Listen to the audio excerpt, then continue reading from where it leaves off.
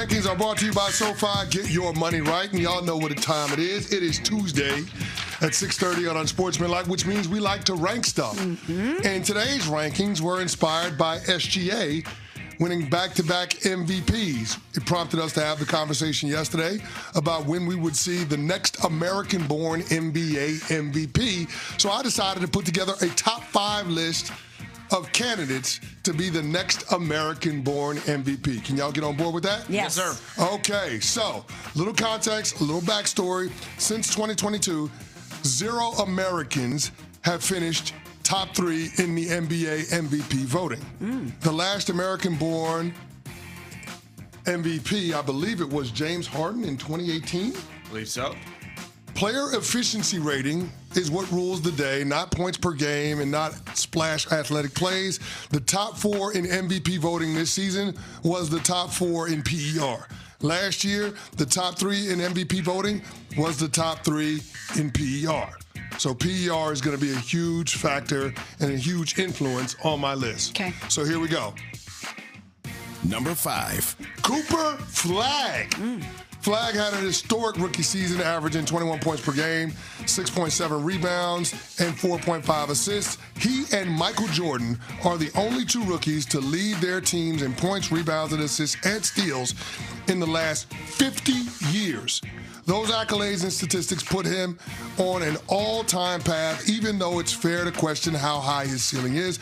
Team success is also working against Coop, and until the Mavs resolve the Kyrie Irving situation, which means ditching the 2 timelines approach, Flagg's win total won't rise to the level it needs to in order to justify consideration. But Cooper Flagg has all of the talent, all of the skills to put himself in the MVP conversation in the foreseeable future. Maybe the most heralded American-born prospect since LeBron James. Cooper Flagg, top 5. He's number 5 when it comes to candidates to be the next American-born MVP. Yeah, I think it's interesting because people have got to look at this and say it's not going to necessarily be next year.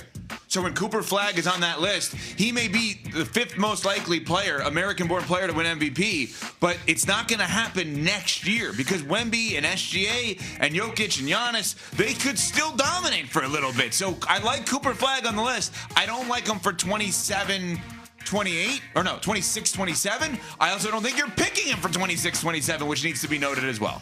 Exactly. Next. Number 4. Cade Cunningham.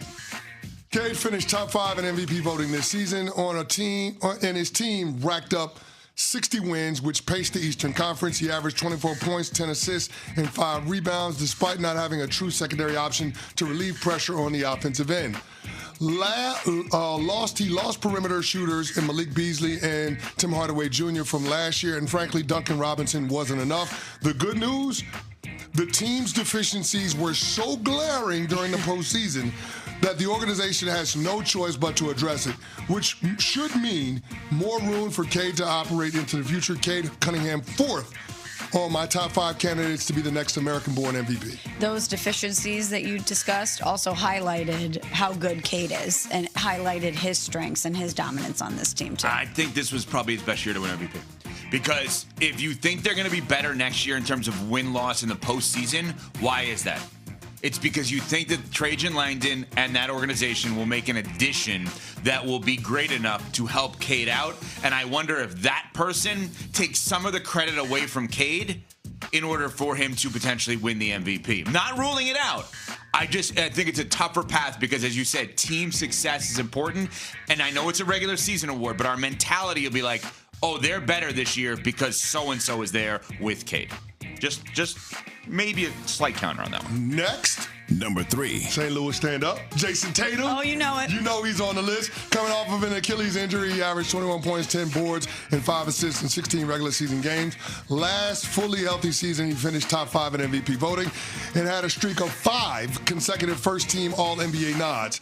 Team success in the regular season is always going to be a huge factor, and he's all but guaranteed that playing for Joe Mazzulla with the Boston Celtics. Feels like he's been around forever, but Tatum will only be 28 years old when next season tips off. He's still an ascending player. After winning a championship, Going through the adversity he faced with a major injury and coming back before anybody thought he could, he's a guy that everybody can get behind when it comes to a narrative-based award like MVP. Jason Tatum checking in at 3 on my top 5 candidates to be the next American-born MVP. Because it feels like we've been talking about him in this conversation since 2022. And who knows what the complexion of the Boston Celtics is going to look like moving forward. If pieces are removed, that highlights Jason Tatum even more. Coming off the injury, you're right, the narrative is certainly there for him, as is the talent and the capability. It's wild to think he's never finished higher than 4th in the MVP award. And I think he's seemingly due for one at some point, but you also wonder if the MVP window for him has kind of passed, and it's just a focus on the championship. I don't want to say load management, but maybe making sure 100% health come the postseason for him. All right. Next. Number 2. What the hell? Tyrese Haliburton. What the hell, Yante? Maybe the best endorsement for him being MVP was what Indiana was this past season. A 19-win team following a year where his team pushed OKC to Game 7 in the NBA Finals. And had it not been for an Achilles injury, we could have had a different NBA champion coming into this year. 3-time All-Star, 2 All-NBA nods, and maybe the best big game shot maker we have in the league.